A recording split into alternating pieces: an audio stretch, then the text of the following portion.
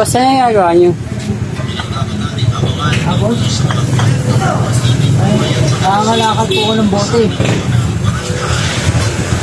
Oh, mahirap yan. Hindi naman gaano kadali yan.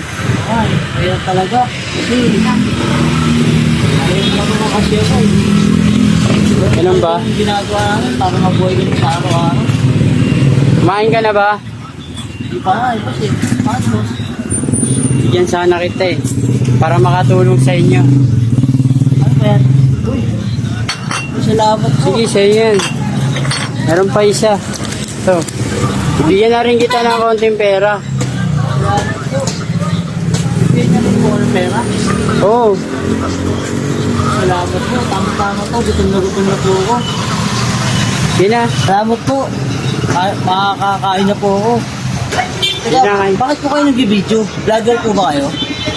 Vlogger ako eh. I-upload ko lang to sa mga vlogs ko. Sama na kita sa vlogs. Ay, ibig sabihin, gagawin niyo ang content?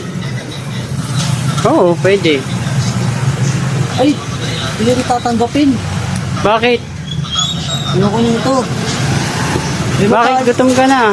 Magkano lang to eh. Skyflex sa tubig, magkano lang to? I-upload nito sa video mo, eh mag-million views pa yan. Tapos magkano sasahurin mo? Milyon-milyon. Tapos, ito lang bibigay mo sa akin, isang tubig lang, tsaka isang biscuit lang. Lugi ako niyan, boss. Kung gusto mo talaga tumulong, huwag ka mag-video. Ganun. Okay, ulitin ko na lang. Huwag ka na magsalita ng... Bakit naman? Hindi ako papayag yan, boss. Ayoko. Bakit naman? Kasi kayo mga vlogger kayo, sinasamantala niyo yung kami mga mahihirap eh. Dapat hindi ganun.